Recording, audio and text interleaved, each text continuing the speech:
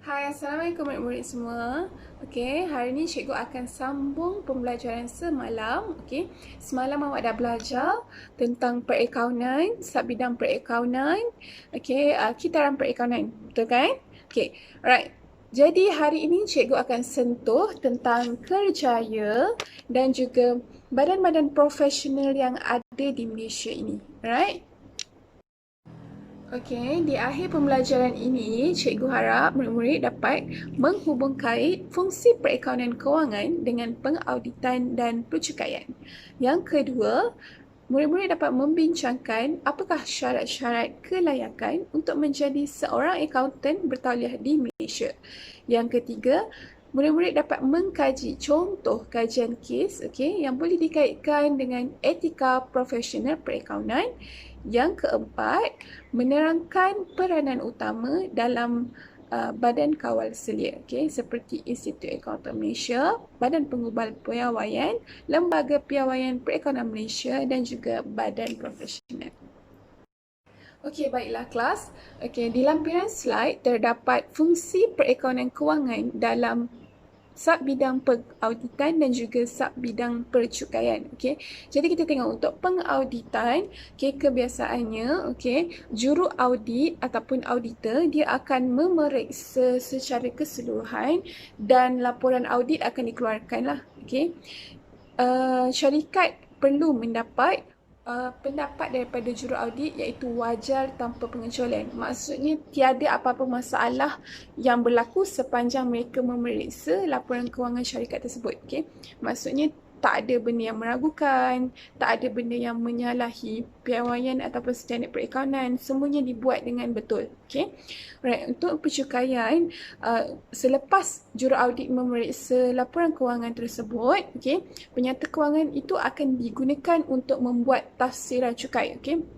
Di mana cukai ini kita akan bayarkan kepada kerajaan lah, cukai perniagaan, right? So sebelum kita menyediakan tafsiran cukai itu, terdapat juga pelepasan cukai yang akan ditolak sebelum the actual amount yang kita akan bayar dekat kerajaan. So apakah pelepasan cukai ini adalah sebagai contoh sekiranya syarikat tersebut menjalankan penyelidikan di luar negara. Penyelidikan untuk mengeluarkan produk, untuk ekspor produk di luar negara. Benda tu akan dapat pengecualian cukai. Awak boleh go through, apakah pelepasan cukai. Ini adalah hanya info tambahan lah kepada awak semua, alright?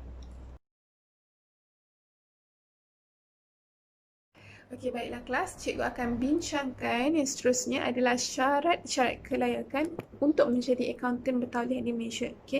So, untuk menjadi akaunten yang bertauliah, yang pertama selepas awak habis sahaja SPM, sebelum melanjutkan ijazah tu perlu mengambil diploma, ataupun matrikulasi, STPM, STAM, dan apa-apalah apa-apa kelayakan yang dapat meneruskan awak untuk ke peringkat ijazah.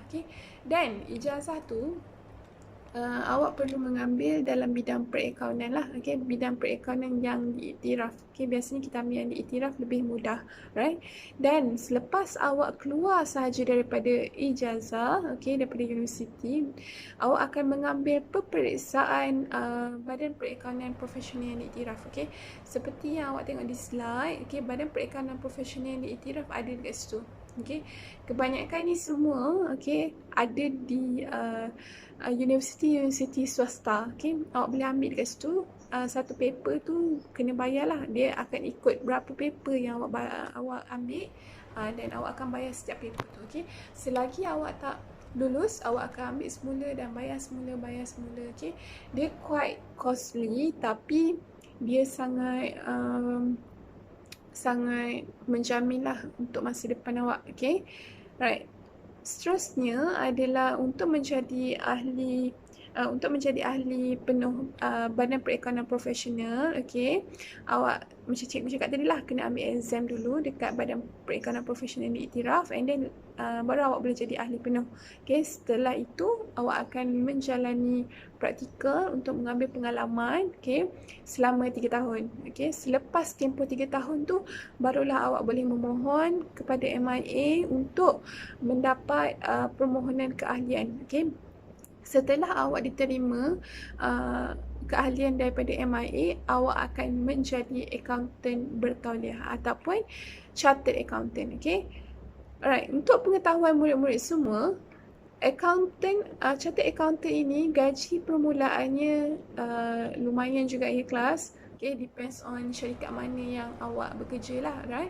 So, gaji permulaannya antara 2,000 hingga 3,500. Okay, selepas awak dah mahir, okay, awak akan mendapat gaji profesional 4,500 sehingga 6,500. Okay, so bila awak praktikal 3 tahun tu, mungkin gaji awak akan 2,000 hingga 3,500 je lah. Okay, apabila awak telah menjadi chartered accountant ataupun accountant bertauliah, okay, gaji awak akan melepasi ke tahap 4,000 ke atas. Okay, alright. Alright class, so seterusnya cikgu akan tunjukkan, okay, kod etika accountant profesional, right, yang perlu dipatuhi oleh semua accountant. Okay, tak kira di Malaysia ataupun di luar negara, okay, semua mesti patuh dengan kod etika ini.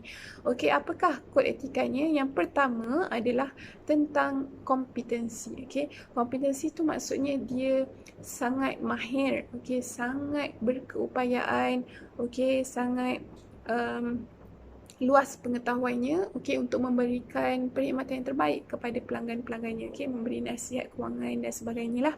Okay, yang kedua adalah integriti. Okay, apa maksud integriti?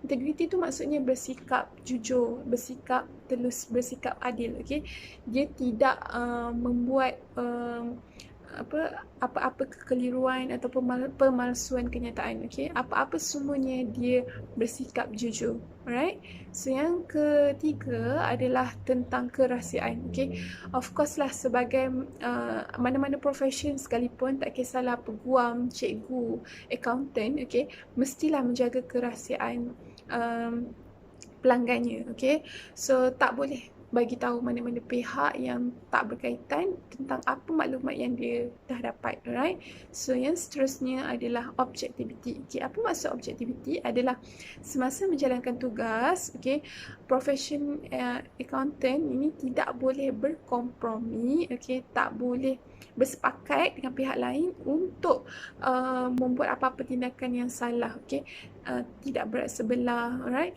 so dia mesti firm dengan apa yang dia buat, okay, tak boleh bersepakat dengan pihak-pihak lain untuk kepentingan diri sendiri. Okay, sebagai contoh macam terima rasuah. Okay, right, so yang terakhir adalah sifat profesional. Okay, of course lah, semua bidang-bidang profesional, okay, mestilah ada sikap profesional. Okay, so untuk accountant perlulah mematuhi peraturan yang ditetapkan, okay, oleh badan selia, right, untuk mengelakkan apa-apa tindakan yang dikenakan terhadap mereka. Okay, so untuk kes yang cikgu boleh tunjukkan yang telah melanggar etika profession perakaunan ni adalah sebagai contohnya isu 1MDB lah. Okay, isu 1MDB ni kita tak tahu bagaimana cara dia orang merekod aliran tunai yang masuk dan keluar. Okay, jadi benda ni menimbulkan kekeliruan kepada pengguna dalaman dan juga pengguna luaran. Right, so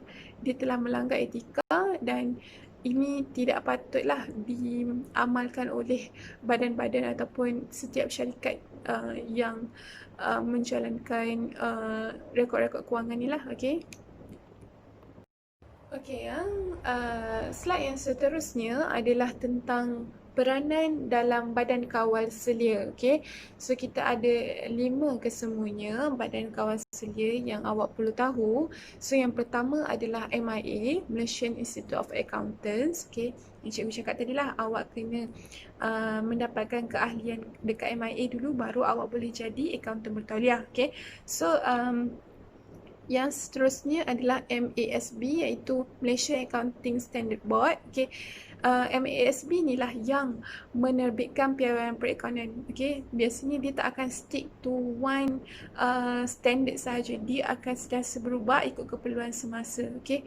Dia yang akan menerbitkan piawaian perakaunan ataupun standard perakaunan. Dia akan membaiki, menyemak dan dia akan menasihatkan accountant. Okey. So jadi MIA ni pun akan merujuk juga MASB ni. Okay, right. Yang seterusnya adalah CPA. Okay, apakah itu CPA? Iaitu, bukan CPA, MICPA. Okay, MICPA ini adalah Malaysia Institute of Certified Public Accountants. Okay, apakah fungsinya? Adalah untuk memajukan profesional perakaunan melalui latihan dan peperiksaan. Okay, dia yang akan memberi latihan dan peperiksaan lah. Okay, yang cikgu cakap kena bayar yuran. Okay, kena setiap peperiksaan tu awak kena bayar lah setiap paper yang awak ambil tu.